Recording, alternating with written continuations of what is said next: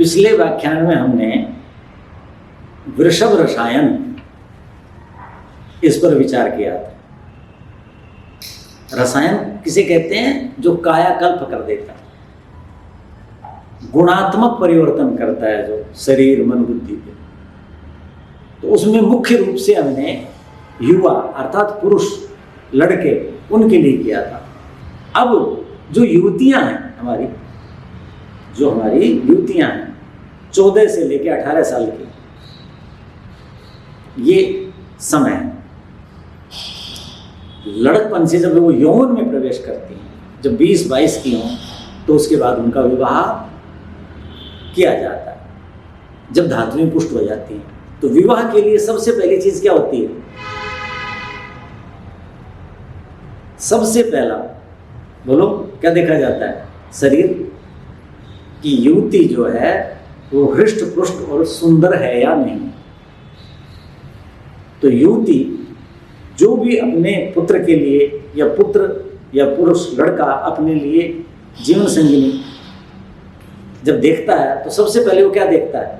कि वो स्वस्थ हो और सुंदर हो। सबसे पहली चीज ये।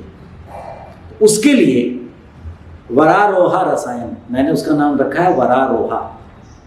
वो रसायन जो कुमारी को युवती, ऐसी युवती बनाए जो वरारोहा हो।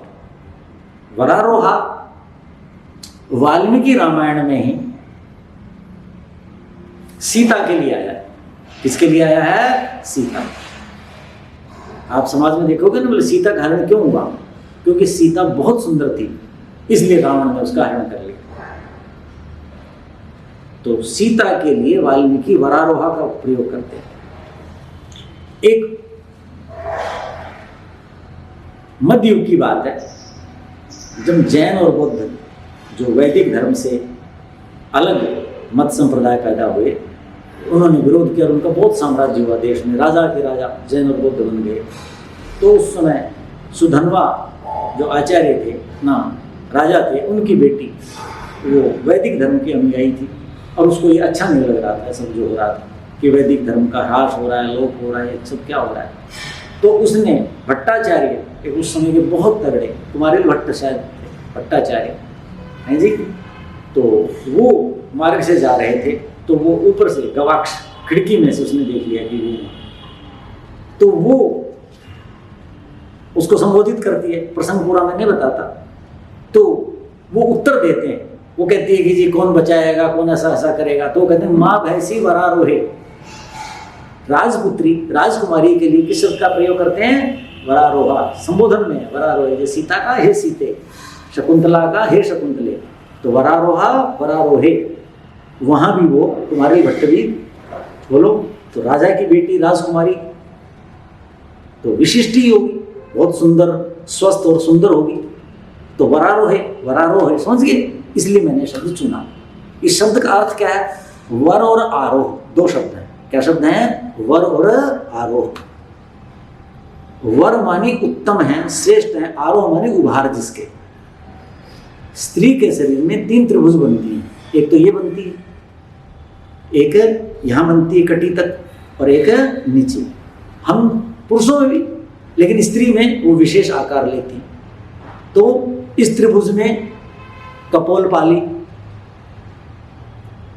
ये आकर्षक होनी चाहिए, भरा हुए हैं वो कपोल गाल, और उनकी दीप्ति कांति हो उसके अंदर। और मध्यम जो भाग है उसमें वक्षस्थल, जो छाती है, उसका उभार पूरा होना चाहिए। और जो नीचे का भाग है उसमें जो मध्य भाग है, नितंब जिन्हें कहते हैं, ठीक है कि नहीं, तो वो भाग पूरा भरा हुआ होना चाहिए। ये स्त्री के जो लक्षण हैं उनमें श्रेष्ठ माने जाते हैं। तो वर माने उत्तम है, आरोह माने उभार जिसके, वरारोहा अर्थात सुंदरी। यदि कहें तो क्या कहेंगे? सुंदरी। तो उभार जिसके अच्छे होंगे वो तो आकर्षक लगेगी, और उभार किसके होंगे? जो शरीर में पूर्णतया स्वस्थ है, अर्थात शरीर के जिस भाग को जैसा होना चाहिए एक युवती के, तभी तो वो वरारोहा कहलाएगी ना। तो स्वस्थ होगी तभी तो आरोह ठीक होंगे, तो सुंदरी। तो ये चीजें तो हमारी युवतियां वरारोह हों, अर्थात विवाह के योग्य हों, जिनको देखते ही प्रथम दृष्टि में ही देखने वाला, ठीक है, वो उस पर मुग्ध हो जाए, उनके लिए रसायन क्या होना चाहिए, है जी। तो जितने भी कवि हैं वो ऐसा अंगों का वर्णन करते हैं। तो क्या होता है, मोटे रूप से मांसल देह, स्त्री कफ प्रधान होती है, स्त्री का शरीर क्या होता है, कफ प्रधान होता है, उसमें मांसल भाग ज्यादा होता है। और पुरुष का जो है सूर्य गुणी होता है, चंद्र गुणी है, चंद्रमा शीतलता अलगता कफ अधिक देता है, वो उसमें तेज ज्यादा होता है, किसमें, पुरुष में अग्नि तत्व ज्यादा होता है। तो मांसल देह होगा तो आरोह उत्तम होंगे। और आरोह क्यों, इसलिए नहीं स्त्री के बनाए आरोह कि भाई वो पुरुष को अच्छी लगे, मातृत्व के कारण बनाए।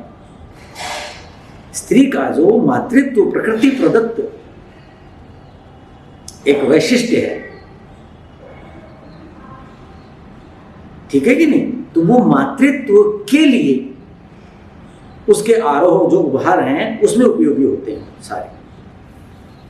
लेकिन पुरुष उनको उत्तम मानते हैं। क्यों मानते हैं कि भाई हमारे घर में या मेरी पत्नी उत्तम माता हो, मेरे लिए उत्तम संतान दे, मेरे वंश की वृद्धि करे। तो वो कौन अच्छे करेगी, जिसके आरोह उत्तम होंगे, क्योंकि वो उसके मातृत्व में वो उपयोगी हैं। तो ये कारण, फिर वो देखने में अच्छी लगती है तो वो दूसरे रूप में लोग लेने लगे। तो मांसल दे, उसके लिए क्या करना चाहिए, शतावरी, शतावर जिसे कहते हैं, अश्वगंधा और मुसली, शतावर, अश्वगंधा और मुसली। शतावर जो है उसकी जो मात्रा है 55% होगी, 100 में 55% शतावरी होनी चाहिए, 30% अश्वगंधा और 15% सफेद मुसली होनी चाहिए। 55, 30 और 15, 55 और 15 70 हो गए, और उधर 30, 100 बन गए ना। तो शतावरी 55% होनी चाहिए, यानी 50 से तो कम होनी नहीं चाहिए। 55 हो नहीं तो 50 तो अवश्य होनी चाहिए, ठीक है। और यदि 50 करते हैं तो अश्वगंधा 35 कर लीजिए और मुसली 15% है, नहीं तो 55, 30 हो, ये इसका अनुपात हो। इसका चूर्ण बना लें, क्या बना लें, इनको चूर्ण बना लें। और कैसे करेंगे, घर में सीरा बनाएं। सीरा समझते हैं ना, घी के अंदर आटा भूनना। शीतकाल में गेहूं से बचें। यदि बाजरा है, मकई है या जवार है जो शीत के हैं तो उनका बनाएं। और उसमें क्या डालें, शीतकाल में गुड़ डालें, और गुड़ डाल करके जो घी डाल करके जो बनाते हैं वो बना लें। यानी घी में उस आटे को भून लें, और घी में जब आटा भूनेंगे तो उसके अंदर शतावरी और ये तीनों का चूर्ण उसमें मिला दें और मीठा मिला दें। वो तरल बनाएंगे। कैसा बनाएंगे, तरल सा बनाएंगे। हलवा तो बहुत गाढ़ा बना देते हैं ना लोग, तरल होना चाहिए, बिल्कुल पानी भी नहीं होना चाहिए, लेकिन जो हाथ से तो खाया नहीं जाए, चम्मच से खाया जाए, वो खिलाओ। ऊपर से गर्मा गर्म, यदि हो सके तो केसर का शुंठी तो अवश्य डालेंगे, वो दूध डाल दें, ठीक है। और उसके अंदर क्या डाल दें, दूध के अंदर मुनक्का जरूर होनी चाहिए। मुनक्का धो करके छिलके उसके निकाल लो और दूध को थोड़ी देर उबालो और मुनक्का को उबलने दो, और उतारते समय उसमें शुंठी डाल दो। बस एक उबाल के समय डाल दिया, ढक दो थोड़ी देर के लिए, ताकि शुंठी उसमें मिल जाए। वो जो सीरा खाया जाएगा, यानी पतला हलवा कह लीजिए, ऋतु के अनुसार अन्न हो। यदि ऋतु के अनुसार अन्न नहीं है, जिसी को बाजरा, जवार, मकई आदि नहीं खाई जाती, गेहूं खा लें, लेकिन वो उसमें डालें। और फिर ऊपर से गुनगुना दूध पी लें। जैसे वो गोंद के लड्डू खिलाए थे किसको, वृषभ स्कंद क्षत्रिय को, वीर को, जो वर बनना है, ऐसी युवती का, ऐसी वरारोहा का, सुंदरी का वर कैसा होना चाहिए, वो होना चाहिए जिसकी हमने चर्चा की थी, रसायन। और उस वर के लिए सुंदरी जीवन संगिनी वरारोहा होनी चाहिए। उसके लिए ये ये रसायन है, इस ऋतु में आप उनको ऐसा खिलाएंगे तो जो है लाभ होगा। देखो लड़कियां कैसी होनी चाहिए पुराने समय में, मैंने बताया था ना, जिस पिता की घटना बताई थी कि मारने भागा था, गांव में कैसा होता था, ये कहा करते कि लड़की जब गलियारे में, गलियारा समझते हो ना, गली में जब चले तो धरती दलकनी चाहिए, समझ गए? जब पैर रखे तो ऐसा लगे धरती दलक रही, हिल रही है कि कोई जा रही है। इसका नाम है जवानी। इसका नाम नहीं है कि ब्रेड खाए, बिस्कुट खाए, कुरकुरे खा रहे हैं, नाखून बढ़ा रखे हैं और परीक्षा देने जाते हैं तो वहां उल्टियां आ जाती हैं। क्यों? सारी रात सोई नहीं। हम तो भुगत चुके ना सारे जीवन, 35 साल भुगता कॉलेजों में। परीक्षा से पहले दिन रात पढ़ेंगी, खाएंगी है नहीं, फिर परीक्षा देने जाएंगी खाली पेट, बुरा हाल, और वहां उल्टियां, दस्त माँ बाप को बुलाते, दस्त तो नहीं उल्टी आती, क्यों? खाली पेट है, पानी पिएंगे, तनाव। लड़की वो होती है वरारोहा, वो युवती विवाह के योग्य, उसी को विवाह का अधिकार है। जो कमजोर है, स्वयं चलता नहीं, रक्त अल्पता एनीमिया कहते हैं, उसकी शिकार है। आप बताओ वो अभिमन्यु पैदा करेगी? स्त्री जो है किसके लिए, पुरुष किसके लिए? वंश वृद्धि के लिए, राष्ट्र को उत्तम संतान देने के लिए। अब नाखून बढ़ा करके, कुरकुरे खा करके, बिस्कुट खा करके,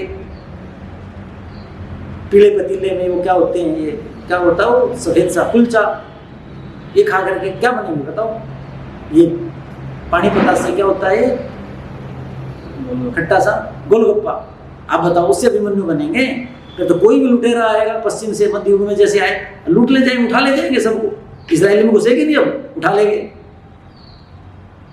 तो देश को ऐसी संतान देने वाली कैसी होनी चाहिए जो चले कहां, मार्ग पे, तो भूमि हिले, तो ऐसी तब बनेंगी ना। वो बराबर शकुंतला को दुष्यंत ने क्यों पसंद किया? शकुंतला तो आश्रम में रहती थी, उसको राज की सुख सुविधाएं मिली थी, लेकिन ऋतु के अनुसार, नियम के अनुसार चलती थी, ब्रह्मचर्य का पालन किया था, समय से उठती थी, समय से व्यायाम करती थी। स्त्री और पुरुष के व्यायाम एक जैसे नहीं होते, अलग अलग होते हैं, भोजन भी अलग अलग होता है, विशेष अलग अलग। और फिर देखो शकुंतला, मैंने बताया था एक व्याख्यान में बताया था ना कि राजा दुष्यंत शिकार करने आया था और आश्रम में गुरुजी को प्रणाम करने गया था, उसकी दृष्टि पड़ गई किस पे? शकुंतला पर। गया ही नहीं राजधानी। दुष्यंत के पास सुंदर स्त्रियों की कमी थी क्या? राजकुमारियों की कमी थी क्या? क्यों रुका शकुंतला के और उसे शादी करी? क्यों? वो वरारोहा थी, नियम से रहती थी और ऋतु के अनुसार सब कुछ करती थी। ऐसा होना चाहिए। तो उनके लिए ये चीजें उपयोगी हैं, मुनि कन्या होते हुए भी तो ये चीज करनी है। तो अब अगले व्याख्यान में दूसरे रसायन की चर्चा करेंगे।